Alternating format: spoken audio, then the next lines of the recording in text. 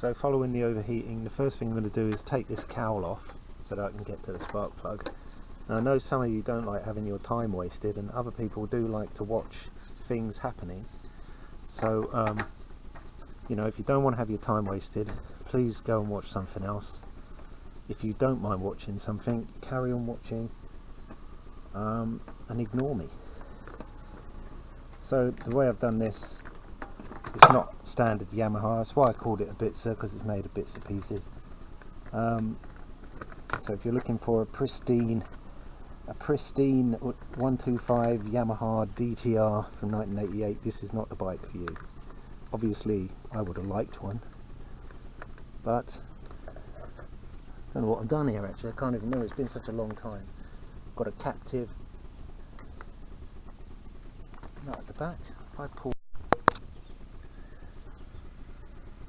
Okay, sunlight here making it hard to see if the camera was working, so there's a slight pause. I know some of you don't like pauses.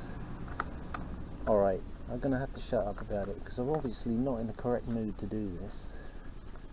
And the thing about working on a Yamaha, if you've ever read Zen and the Art of Motorcycle Maintenance, you will know that you have to have your mind completely devoid of emotions, and a Zen state does help when working on a motorcycle. If you have emotions, you are likely to make a mistake by over tightening, not using the correct tools, being in too much of a hurry or something.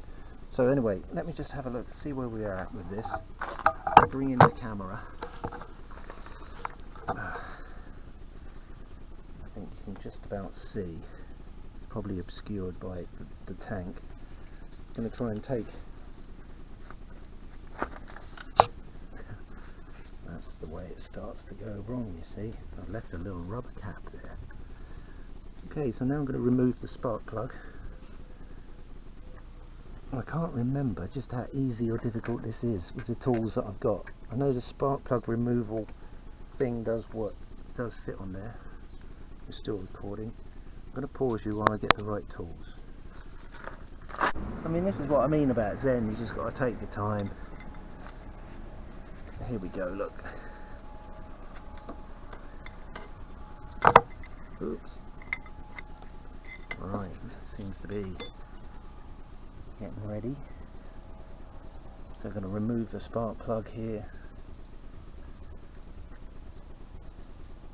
Now, of course, I did write some stuff in the comments of the other video. The head of this engine or motor, so the cylinder head which the spark plug is coming out of, is actually a Y4 of a later bike than the Y1 3BN00 cylinder head, which is a Y1 basically. It says Y/1. There's a Y there. It's hard to read because of a bit of oxide. Probably can't even see it now. Y1. This is a Y4 head. So the head and this, they don't match, which means that the sender is slightly wrong. It doesn't screw in properly. There's a load of other problems anyway. At least it was running.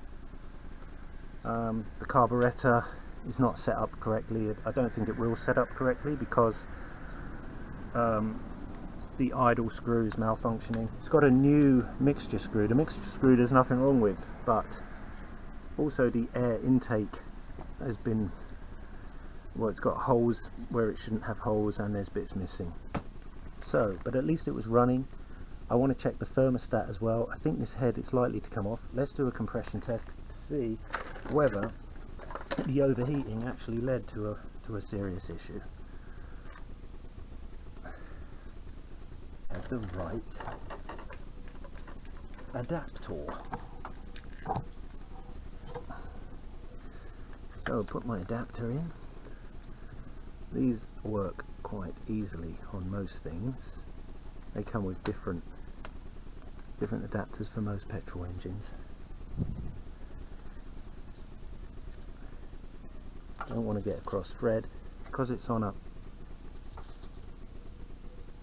way up. Hang on a second. I've gone a bit. Have to edit this bit out as well.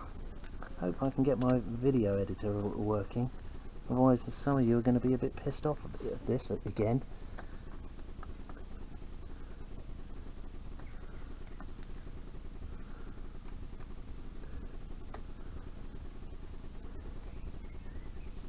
This is where the zen comes in, of course.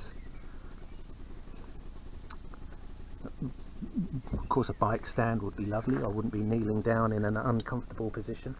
But of course, to do a simple compression test, having a cramped garage like this, a bike stand is not really a sensible option for someone in a hurry like me, and I do waste some time being in an uncomfortable position. Let's get this at a better angle. Okay, so now what I'm going to do is just screw the dial onto the pipe that goes into the engine there for the compression test. Now what I'm going to do is just kick it over, and then I will show the result afterwards. One thing, of course, got to remember to open the throttle full.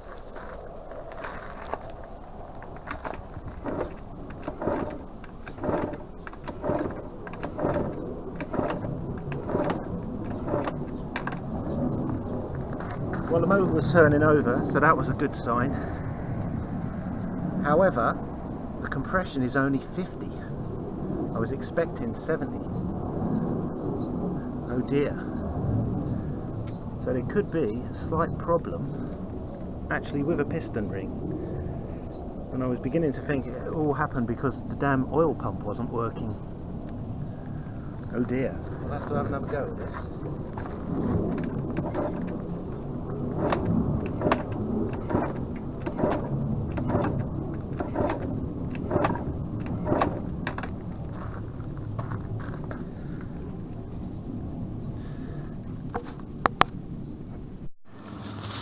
Okay, I didn't realise when I shot that video that you wouldn't be able to see the dial because of the glare, so I'm reshooting it on a Samsung Galaxy J4 so that you will be able to see the dial. So basically I'm going to kick it over several times. 60, because 65 can't escape.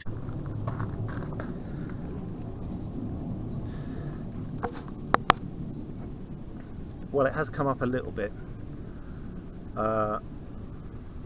It is sort of 60 in my book. I'm going to pump it a few more times actually, because I am doing it by hand and it's rather a stiff old beast.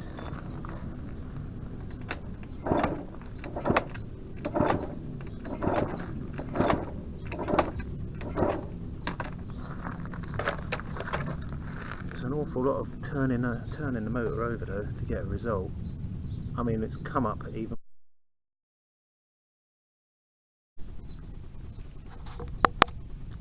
Okay, so the compression does look to be about 70, which is what I would have expected because it was running hard to start, but that's carburetor problem. Hard to start, but it was running at 70, and so theoretically it should still run at 70 psi. And that's a cold. I've already checked what it should be cold, so I know that 70 is okay for a cold engine for this particular engine, which is a bit of a Bitzer of an engine, like I say. The cylinder head is wrong. The sender there is for the early head, because I thought this was an early head, because I thought, you know, early barrel, but it's a complete Bitzer, different years. I don't think any of the parts of this bike apart from the engine block and the frame are actually original. The rest of it is just totally fucking made up. Anyway, that's my business. It should still run. But anyway, so that's part one of rebuilding this after we had that incident. If you haven't seen the incident, check out the other video, please.